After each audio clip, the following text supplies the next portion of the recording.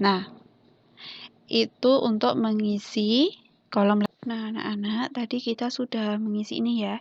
Jadi kalau di kolom laba rugi ini, misalnya kan ini jumlah kreditnya itu lebih besar ya daripada jumlah di debit. Nah, kalian lihat di sini jumlah kredit itu merupakan atau asalnya berasal dari apa ini? Pendapatan ya. Nah, ini pendapatan. Kemudian berarti debitnya itu berasal dari beban ya.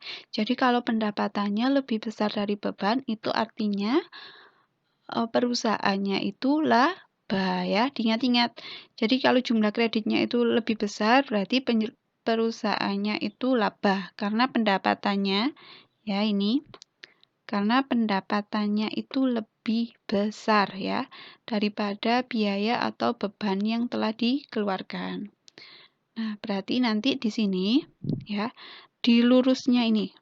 Nah, di lurusnya yang selisih debit kreditnya tadi ya, itu di bawah jumlah kalian kasih keterangan laba bersih ya. Laba bersih. Disebut dengan laba bersih karena pendapatannya itu sudah dikurangi dengan beban. Jadi, dari kolom laba rugi ini kita mengetahui bahwa perusahaannya ya ini, perusahaannya itu mendapatkan laba ini 1.550.000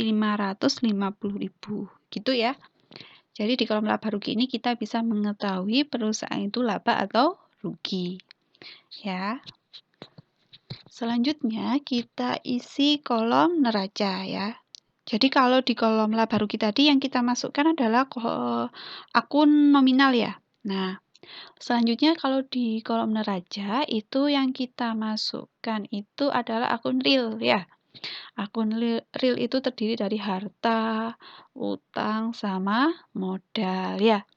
Golongan harta, ayo kita cek dulu. Golongan harta berarti kan biasanya diawali dengan 1 ya.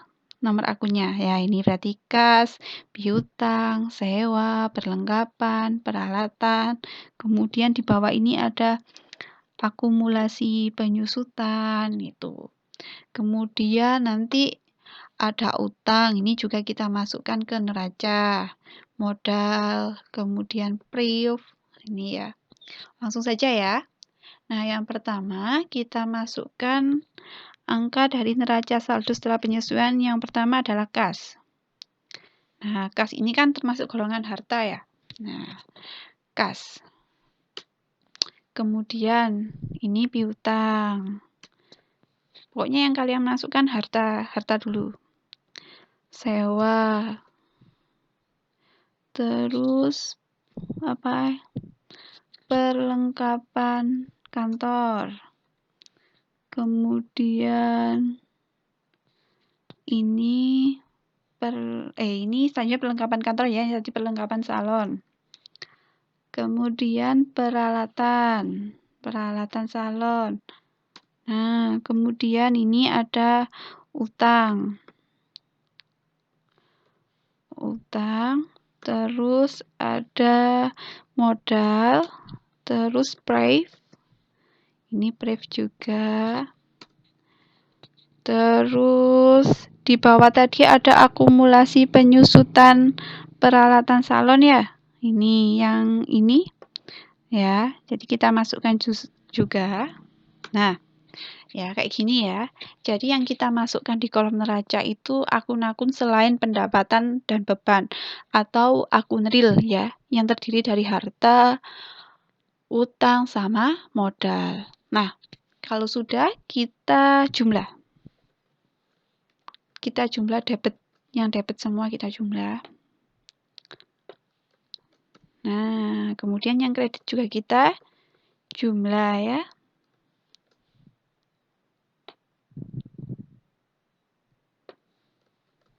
Nah, lihatlah di sini antara jumlah di debit sama di kredit.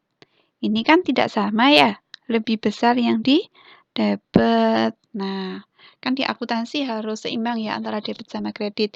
Jadi kita kurangi kayak tadi ya, kita cari selisihnya kemudian letakkan di jumlah yang paling kecil. Nah, Nah, berarti yang kredit kan yang paling kecil, berarti jumlah yang didebit ini kita kurangi dengan jumlah yang dikredit.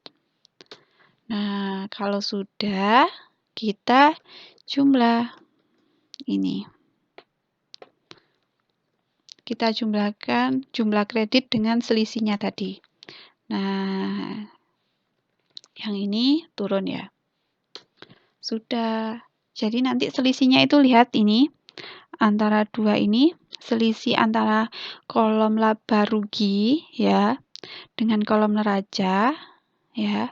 Ini sama ya, 1.550.000. Nah, itu tadi ya cara untuk atau langkah-langkah untuk membuat neraca lajur ya. Nah, anak-anak, demikian tadi ya langkah-langkah untuk membuat neraca lajur. Nah, selanjutnya ya, ini untuk memudahkan kita mengetahui mana jumlahnya dan lain sebagainya ya.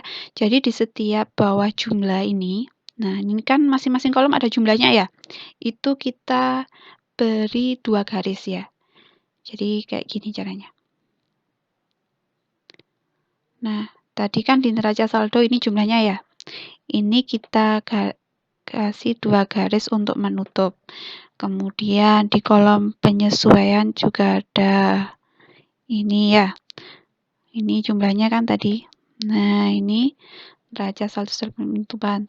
Kemudian di kolom laba rugi neraca, ini yang kita kasih 2 garis itu di bawahnya, di bawah sendiri ya. Jadi kayak gini. Kalau kita zoom, nah kayak gini ya. Kayak gini, 2 garis kayak gini ya. Di setiap bawah jumlah. Kemudian di atas jumlahnya itu kita kasih garis yang agak tebal ya. Kayak gini. Nah, kayak gitu. Ini tadi, pokoknya di atas jumlah tadi ya.